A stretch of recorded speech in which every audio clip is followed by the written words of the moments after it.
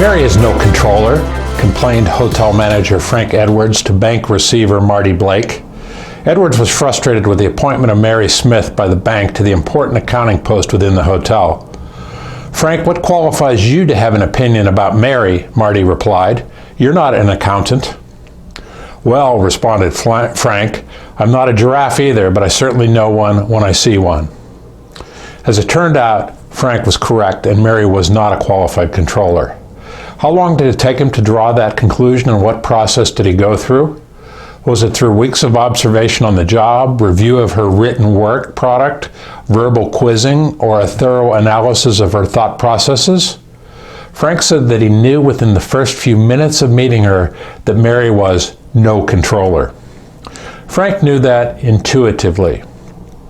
In his book, Blink, The Power of Thinking Without Thinking, Malcolm Gladwell writes about the power of first impressions and the process within the brain that causes us to sort out immense amounts of information and make decisions within seconds.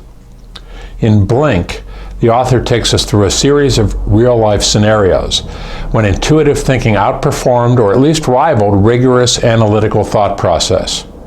I was immediately intrigued, and I must admit excited, by the book, because it spoke to a belief that I have always held.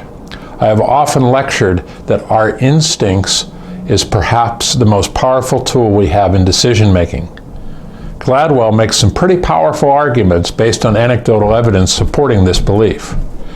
He puts forth the proposition that the brain is capable of, quote, thin slicing, end quote, experiences or relationships, and that this thin slice of an interaction is enough for the brain to draw an accurate conclusion. For example, in one study, psychologist Nalini Ambati shows students 3 10-second silent videotapes of teachers lecturing. After asking the students to rate each teacher, she compared their ratings against ratings from students who have taken the teacher's entire course. Amazingly, the ratings from the snap judgment group matched those of the group that actually took the course. Personal examples would seem to support the theory. In my Trivial Pursuits competitions, team members are constantly reminded to go with your first instinct, and conversely bemoan the amount of times they talk themselves out of the correct first instinct answer.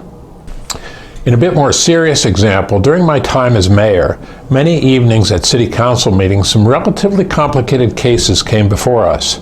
In preparation, I might have studied a 30-page briefing paper, still not able to draw a conclusion, only to find that somewhere in those dark recesses of my brain, something would click during oral testimony that made the decision crystal clear. After reading Blink, I now realize that it was that powerful intuitive process kicking in. I am blessed, knock on wood, to have a good driving record, as in a lack of accidents, much to the disbelief of many of my passenger friends, I might add. I have always attributed this to being a defensive driver, or as the television ads used to say, I watch out for the other guy. Many times I've observed another car and without any identifiable signal correctly anticipated that the driver was going to do something stupid to put me in harm's way. This example of the power of intuition, or thinking without thinking, has proven to be a lifesaver for me. And then there is one of my favorite activities, the poker game. Certain of my friends carefully analyze decisions to call or raise, hold or fold. Others seem to go purely based on gut instinct. And in the end, over many years, I see very little difference between the winnings of the analyzers versus the gutters. Going with the gut proved to be a powerful tool in events much more important than poker. President Ronald Reagan orchestrated the mood swing of a country from malaise and melancholy to optimism and pride based on his gut instinct about the message and programs that America and Americans needed. Operating in large part based on instincts and intuition, President Reagan reduced the misery index, unemployment rate plus inflation rate, from a record high of 20.76 when he took office to 9.57 when he left 8 years later. Gladwell points out that we are innately suspicious of this kind of rapid cognition. While common sense would dictate that decisions accompanied by long analytical analysis and research would be more reliable, Gladwell says, decisions made very quickly can be every bit as good as decisions made cautiously and deliberately. As I see it, Gladwell presents a valid argument, validated by my personal experiences. The next time you find yourself making a decision, try blinking rather than thinking. I'm John Longstreet with another edition of the Longstreet Beat. Thanks for tuning in, and I'll see you again next time.